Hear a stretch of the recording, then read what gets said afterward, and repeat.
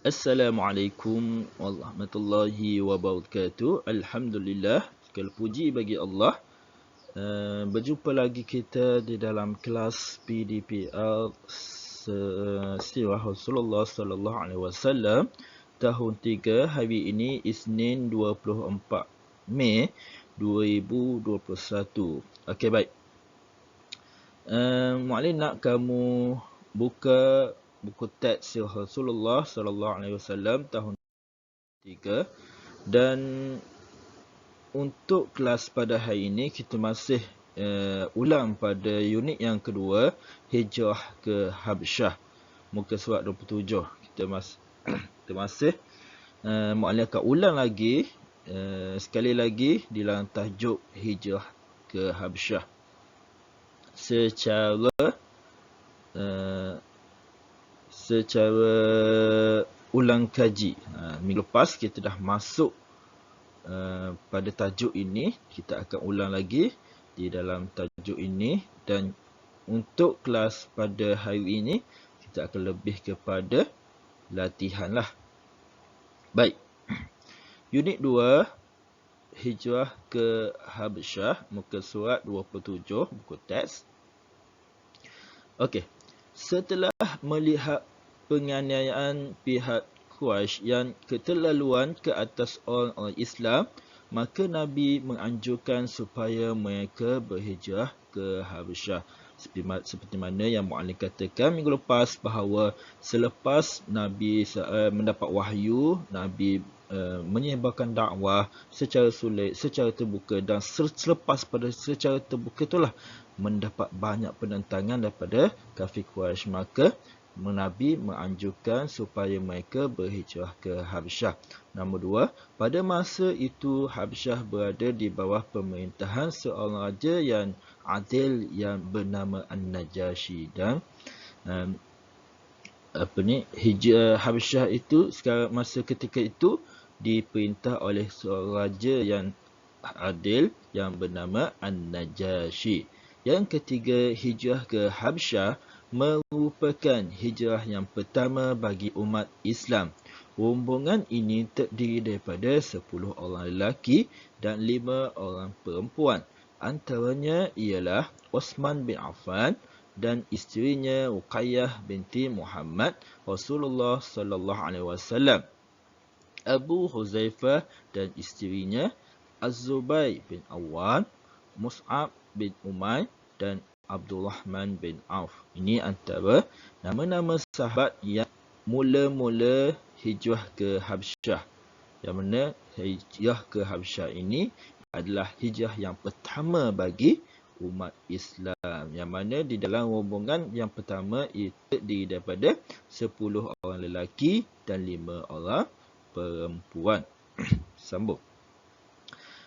Rombongan ini diketuai oleh Osman bin Affan yang mengetuai rombongan yang pertama. Okey, selepas rombongan yang pertama ni, nombor 4. Selepas itu, rombongan hijrah kedua menyusul. Rombongan ini dipimpin oleh Ja'far bin Abu Talib. Selepas rombongan yang pertama ni, ada rombongan yang kedua yang diketuai oleh siapa? Oleh Ja'far bin Abu Talib. Baik. Yang kelima, setelah mendengar berita penhijrahan orang-orang Islam ke Habsyah, kaum Quraisy mengutuskan beberapa orang supaya menangkap mereka. Akan tetapi tidak berjaya.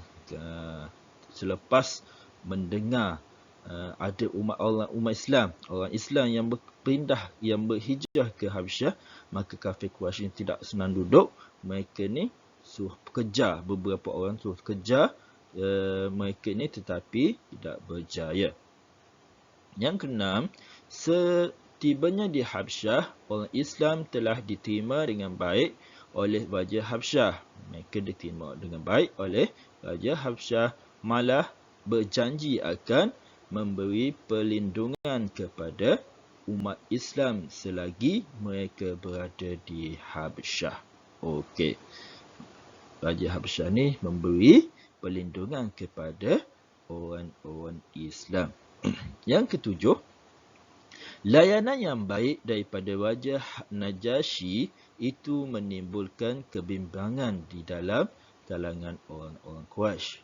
Yang ke-8, orang Quraisy menghantar Abdullah bin Rubi'ah dan Amr bin Al-As dengan membawa hadiah dan gancaran yang lumayan supaya menyerahkan orang-orang Islam kepada mereka. Okey, mereka lihat orang kafir Quraisy ni lihat layanan yang baik yang diberikan oleh Najasyi kepada orang Islam.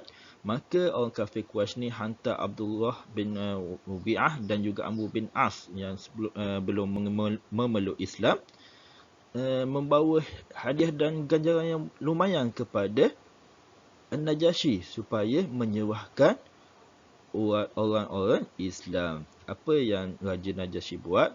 Raja Najasyi enggan menyerahkan sesiapa pun kecuali setelah bersoal jawab tentang agama baru, yakni Islam yang mereka anuti. Yang ke-10, beliau meminta orang Islam menerangkan agama baru itu. Ja'far bin Abi Talib, Ja'far bin Abi Talib, ketua pada rombongan yang kedua, bangun dan memberi penjelasan tentang agama Islam, iaitu agama yang menyeru kepada kebaikan dan menggesa meninggalkan kemungkaran. Maka yang ke-11, Raja An-Najasyi berpuas hati dengan penerangan yang diberikan dan menolak tawaran yang dibawa oleh orang Quraisy. Okey. Selepas mendengar penerangan daripada orang Islam mengenai agama Islam, maka An-Najasyi menolak tawaran kafir Quraisy untuk menyerahkan orang-orang Islam. Yang ke-12, kedua-dua orang wakil Quraisy itu pulang dengan rasa penuh hampa. Oleh kerana An-Najasyi ni menolak permintaan mereka, mereka pun pulang dengan hampa. Yang ke-13, semenjak itu orang-orang Islam di Habsyah tidak lagi mendapat sebarang gangguan daripada orang-orang Quraisy. Sementara itu, pada masa yang sama, Nabi Muhammad SAW yang tetap tinggal di Mekah terus menyeru kaumnya memeluk Islam. Dua orang yang penting dalam Islam yang kuat telah memeluk Islam, iaitu Umar Al-Khattab dan Hamzah bin Abi Talib. Okey.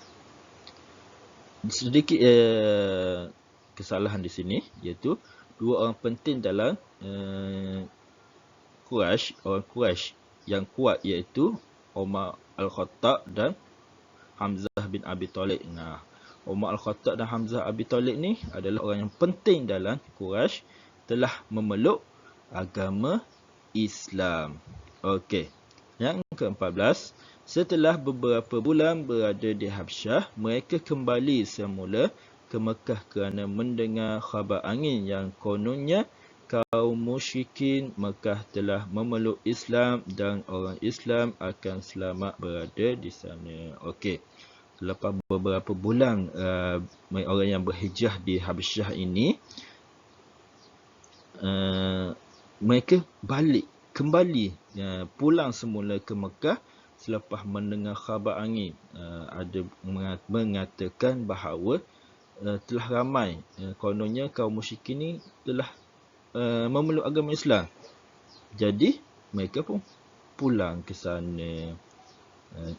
Mungkinlah disebabkan juga oleh orang penting Quraisy inilah, iaitu Umar Al-Khattab dan Hamzah bin Abi Talib yang mana telah memeluk agama Islam, maka mungkin telah berlaku khabar angin tersebut. Okey.